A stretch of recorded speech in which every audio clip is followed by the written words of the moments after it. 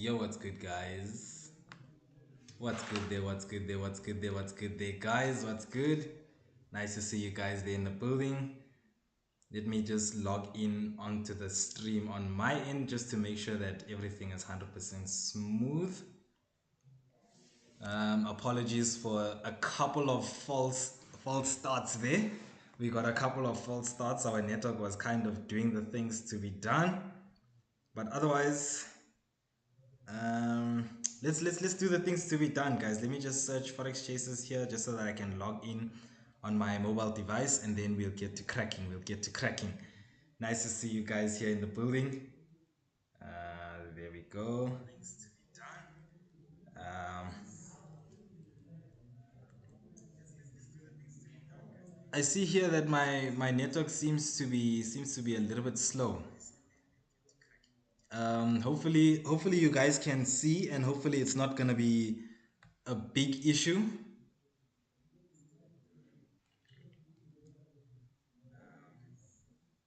Okay. I think, guys, nonetheless, whether or not the network is gonna be a little bit choppy with us, we just gonna have a very quick session, guys. A very quick session. It's not gonna be too hectic. Uh, say my name to confirm. I see Atania there saying, "Good evening, Mr. T. Is it evening that side on your side?" I see Emmanuel there saying, "What's good?" Watching from Zambia. Nice to have you guys there in Zambia. I see Makawe is also saying, "Say my name to confirm." Makawe. There, I've just confirmed for you guys. So I think otherwise, I won't be able to control much of what the network does, guys. What the network guys does. Unfortunately, I think my PC is a bit slow, but otherwise, guys, we'll just do the things to be done. We'll try and be as consistent as possible, and just do what we can do. Um, I see you guys there. So let's get to cracking, guys. So in today we're gonna be doing like a young Q&A session. I will be keeping follow through there in the chats just so that I can see what you guys are saying. My forehead looks like it's hella oily, hella shiny. But it's cool, guys. It's cool. It's cool. It's cool. Otherwise, the point of today's session, guys, is just for a young Q&A, just so that obviously on our end, we can get to meet you guys, get to know what you guys' requests, what your guys' cries are, and then obviously we answer some of the questions that you guys might have here and there. I see Makawi is busy sending some clapping hands there, man. Some clapping hands. Thanks, thanks, thanks. Um, it looks like my video is a bit frozen, but anyway, we'll continue. So guys, in today's session, I kind of just wanted to speak to you guys, hear what you guys have to say. Let's speak about whatever we can speak about. You guys can see I was busy with a young Q&A session here in a young virtual live, well, not a live session, but a physical one-on-one session, and we were basically just answering some questions that some of the guys had there, here and there, just speaking about things like obviously understanding the most important thing, guys, and the thing that like a lot of people ignore this, especially in the beginning stages. Like, people ignore how important market structure is, like understanding just market structure in general. Like, for example, you've been taught that uptrending market is higher highs, higher lows, and a downtrending market is lower lows, lower highs. But then what does it mean for you if the market is not giving you either one of those two things, either lower lows and lower highs, or higher highs and higher lows? Then that straight away would mean to you that market is moving sideways, that there's no clear direction. And so in today's couple of my sessions today, that's kind of what we were highlighting and placing an importance on. Just the fact that just trying to do this here. I just want to see when it's going to update, because I don't like to have these sessions and the network is doing crappy stuff. I wish I would have used a different PC. But nonetheless, we'll just continue there. So I'm gonna wait and see your guys' questions there. We're gonna be speaking about those basic things like market structure, chart patterns, and then as well as, if you guys obviously want the details, because yes, there are details to no matter what it is, there are details. If you guys want the details, then the Forex Chases 3.0 is there. But nonetheless, the session is basically just to give you guys a young hand, hold your guys' hand, so that as you guys are going through your guys' journey, then at least you guys have got a way forward. Because how do you create an exit strategy if you didn't know you should be creating an exit strategy? So it's kind of, this session is just to bring you guys, make you guys aware of the different elements that are involved in building a trading plan, and then we'll just speak about it generally, just so that you guys have a way forward, that you guys have a starting point.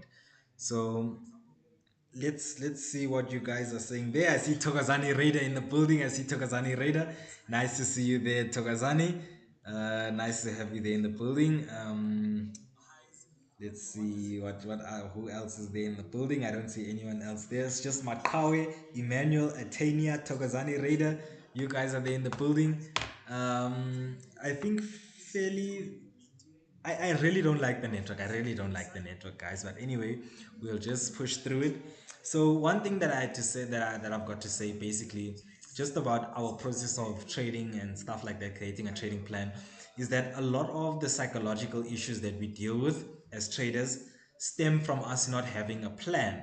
That when the market stops me out, what is my contingency plan? What do I do after the market has stopped me out?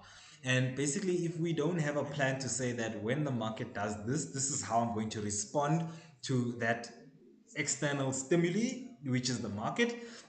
If we don't have that kind of a plan, then obviously we end up making decisions based off impulse. We make decisions based off how we feel and what we think in the current moment in time, and reason and logic goes straight out the window. I see there. Good evening, doctor. What leverage do you think is best suitable for a beginner?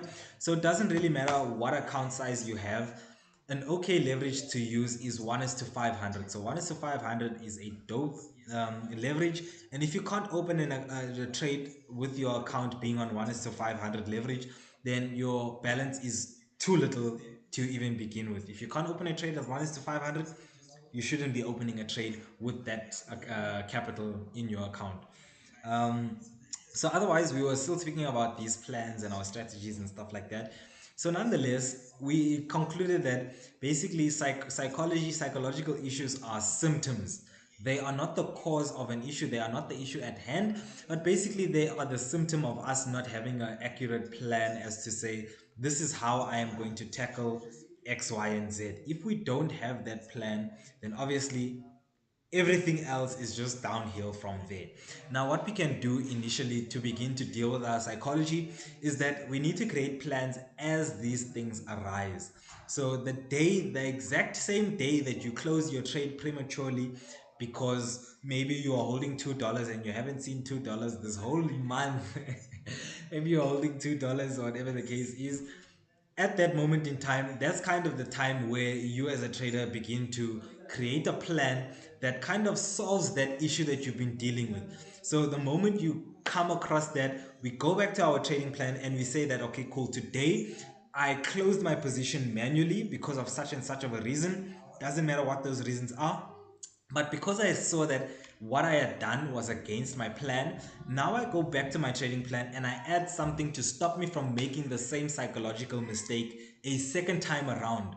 So now what I'm doing for myself is I'm in my trading plan and I'm saying to myself that when I do enter a position, now I'm cutting out the part of where I'm going to manually open and close a position. Or maybe I'll define what circumstances in the market allow me to manually close a position.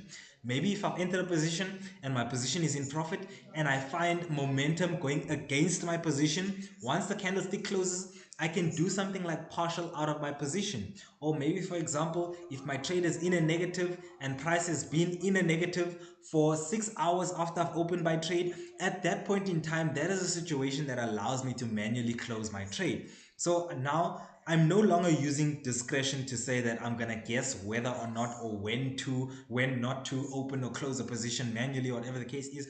Now I have something that's very systematic, that's very much defined to say when market does this, then that kind of situation allows me to manually modify my position. And so already what we've done indirectly is we've went to the source of our psychological issue, which was closing our trades prematurely, and we've added something there that kind of helps us deal with that psychological issue. Let's see, I see the MNB TV saying, "Good day, sir. Can you please explain horizontal support and resistance?" Horizontal support and resistance. So let me start off by saying that with horizontal support and resistance, the first thing that we need to do, or rather, regardless of what concept it is, whether it's horizontal support and resistance, whether it's dynamic, trend lines, chart patterns, whatever, we first need to ask ourselves the question of, for this horizontal support and resistance, what does, or what information does this horizontal support and resistance show us to begin with? And all support and resistance show us was that buyers at support or sellers at resistance at a previous date in time have showed interest in selling from a specific price region. That's all support and resistance shows us, that sellers were interested in selling from a specific price region, which is now our resistance area. So what we are then saying, that the information that we get from the support and resistance is just that buyers or sellers were interested previously. Now, how do we begin to make a decision based off that information that buyers and sellers were previously there? Now we need to add on top of that. And now we're basically going to say that when prices come back to this previous level of structure where buyers or sellers showed interest, the likelihood of them showing interest again at that price region is slightly higher, because we've previously seen that they have showed interest in the past. Now, as with anything, no matter whether you trade support and resistance only, whether you trade chart patterns only, whether you trade order blocks only, whether you trade RSIs or whatever else only, there needs to be a process, because it's very possible for us to use support and resistance on a daily time frame and support and resistance on a 5 minute time frame. But those, just because we're finding these or finding the information from different time frames, that information gives us different reasons, or we can derive different things from that information. So what we're going to say, we need to have a nice process of analysis to say that when we find maybe support and resistance on a daily time frame, daily support and resistance functions for the purpose of giving us a directional bias. Us saying that price is at previous resistance, that's functioning at support, and because of that, we want to buy. Now, when we're on a 4 hour and we observe support and resistance on a 4 hour, support and resistance on a 4 hour is no longer there for a directional bias. Support and resistance that we find on a 4 hour now functions for the reasons of giving us a point of interest. So to say that when price comes to this support, this is an area where I want to buy or where I want to sell if we're at resistance. Now we can even go as far as to say that when I find support and resistance on my entry time frames, that support and resistance does not function for the purpose of giving me a directional bias nor a higher time frame point of interest, but what that support and resistance functions as, it gives me an area at my point of interest where I look for my candlestick confirmation. So no matter what concept you guys are using in the market, whether it's support and resistance, whether it's anything, what matters is the context surrounding you using that particular concept to make a decision in the market. The context being that on a daily time frame, support and resistance functions for me finding a directional bias. On a 4 hour, support and resistance functions for me finding a point of interest. On an entry time frame, support and resistance functions for an area where to look for my candlestick confirmation. So me having that different context allows me to use support and resistance for specific reasons on specific time frames. So then I avoid being on a 5 minute time frame and then saying, okay, prices at support, I want to buy now. 5 minute support or 5 minute resistance does not function for a directional bias. 5 minute support or 5 minute resistance should be functioning for the purpose of saying, at this area, look for candlestick confirmation. So I guess maybe to give you something there, maybe a young gem, is that pretty much focus on the context of that concept and relate the context to the time frame. So be very specific with why are you on a specific time frame and what information are you trying to derive from this time frame. Let's see. I see that Emmanuel is saying, Mr. T, let's say you're about to take a trade or you just entered a trade and there's some news that's about to happen. Would it be good to exit the trade and re-enter, or just leave it to run? So me as a technical based trader, the reason why I look at news is for this exact reason that you're saying now.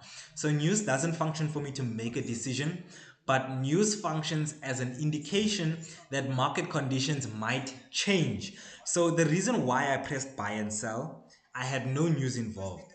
And so what I'm doing is saying that what news is doing, news is telling me that the environment that I'm currently involved in, that environment, that the context of that environment can change.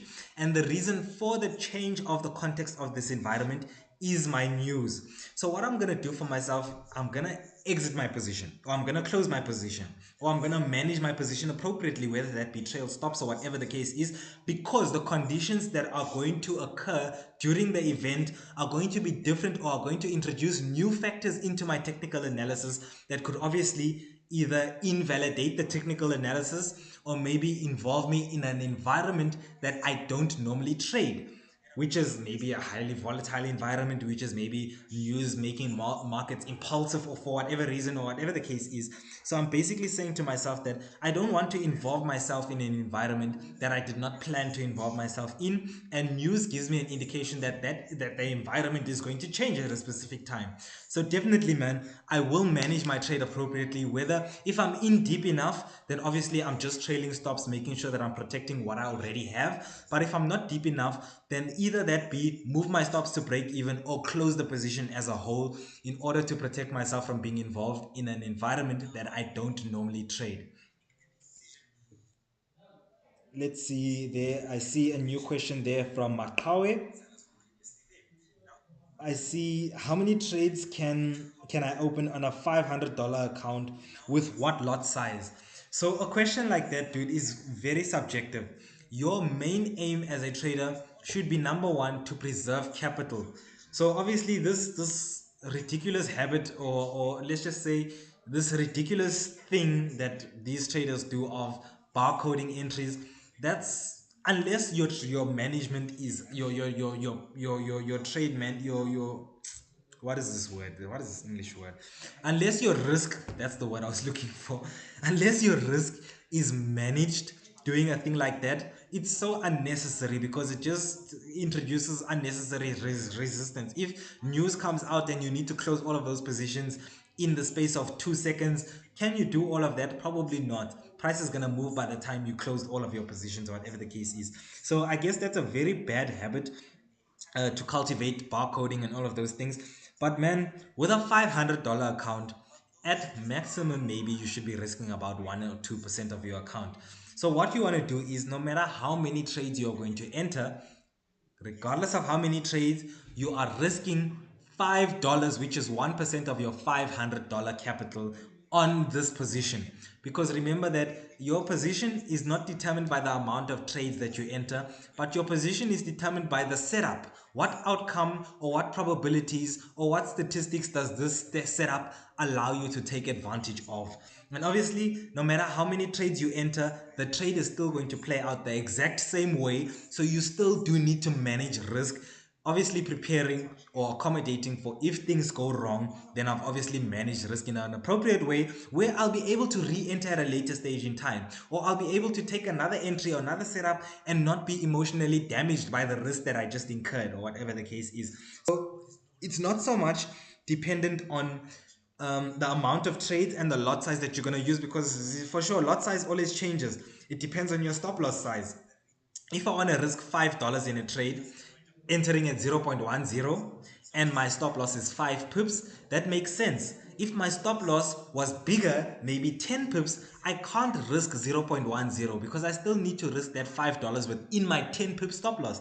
So because my stop loss is double the size, that means that my lot size needs to be half the size. So now I know I'm entering, instead of entering with 0.10, I'm entering with 0.05 to accommodate for a bigger stop loss size, ensuring that I'm still risking my $5 within that stop loss range. So that's basically how you would determine what stop loss, what lot size you would be using, just based off your lot size and the amount that you're planning to risk within that stop loss range.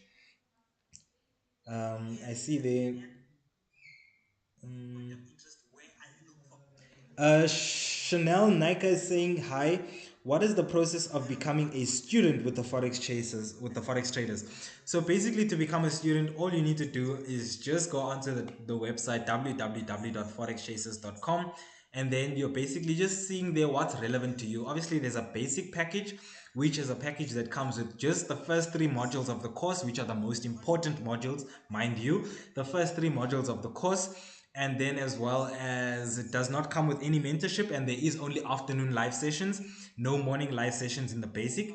And then there's premium that does come with two morning sessions, one afternoon session, and then as well as one-on-one mentorship, where we have to at least meet once a week, you and your mentor. So if I'm your personal mentor, then we at least have to meet once every week. If we meet more than once, then all the better.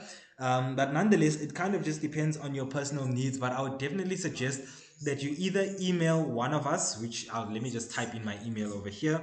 It's Tremaine at, oh, I put an N, at forexchasers.com. Done and dusted. That is my email address there. So you can obviously just email me, and maybe you can even email me with your contact number, and I can just give you a ring there. Where's my phone? My phone is here. There's my phone, guys. I'll give you guys a ring. I'll dial you guys, and then obviously we'll be able to work forward from there. We can basically have a conversation and see what are your needs and what package obviously accommodates for what you need as a trader. What do you feel like will help you take that next step as being, or next step towards being, a profitable trader? And then that's basically how we work. So yeah, you can definitely just email me on my personal email. I did text it there in the chats, so you guys will be able to see it. I see there, MNB TV is saying, good day, Doc. Let's say you're in a rising channel. Which candlestick close pattern and on which time frame would you consider as a true breakout to the downside and not a fake out? So what we do is we use a concept called nature's theory. And what that entails us doing is, for example, if we've got, I'll use your example of being in an ascending structure, in a rising channel. So, for example, I'm in a rising structure, I'm in an ascending structure, and I want to sell because I'm in an ascending structure, maybe a rising wedge or whatever the case is. Now, what I'm going to be doing at my point of interest, where I'm looking to sell, I'm dropping down onto my lowest time frame, which is my entry time frame, which is, maybe you can call. So for me, you did ask on which time frame as well. So for me, entry time frames include the 1 hour. I use the 1 hour, the 15 minute, the 5 minute, and the 1 minute as my entry time frames, where I look for my entry criteria. Now on my entry time frame, what I'm doing is, the first thing I'm looking for is, I'm looking for a chart pattern, because I can be at my resistance area, which is my point of interest, or maybe let's just say I can be at my third touch, but at that third touch, I might find that price gives me a bearish engulfing, and then breaks that bearish engulfing and makes a higher high, and gives me another bearish engulfing, and then breaks that new bearish engulfing and gives me a new higher high. So really, if I was looking to just trade off one candlestick confirmation, I would have already taken two stop losses. But what I'm doing on my entry time frame is that I'm looking for a chart pattern. You might find that those two bearish engulfings were leading up to a smaller ascending structure at my third touch. So me looking for a chart pattern on my entry time frame allows me to refine and say that yes, I'm at my resistance or at my trend line, but where at this trend line do I look for my candlestick confirmation? The chart pattern that I will find on a lower time frame gives me where at that point of interest do I look for my candlestick confirmation, which is my bearish engulfing, my bearish pin, if I want to sell, obviously, in this example. I see my face is stuck here on the Zoom. You guys are looking at a stuck face or something like that. But anyway, as long as you guys are still following, maybe the voice is clear, whatever the case is, I think we're all still good. We're not gonna let technology destroy us. Okay, cool. So I wait for nature's theory. So the truth is that you'll never be able to know when or when not a fake out or a fake breakout or whatever you want to call it might happen. But what you can do is you can increase the amount of confirmations that you wait for, to increase the probability of that trade playing out versus that trade not playing out. So like we said, we look for a chart pattern first on our entry time frame to allow us to wait for additional confluence, and also to refine where we look for our candlestick confirmation, to avoid us getting stopped out with these fake outs and whatever the case is and all of that extra stuff. Truth is, we'll never know whether price is going to fake us out or not, but we can plan and say that if price does fake us out of this position, where is the next entry that we look for? And what I have in my entry criteria or my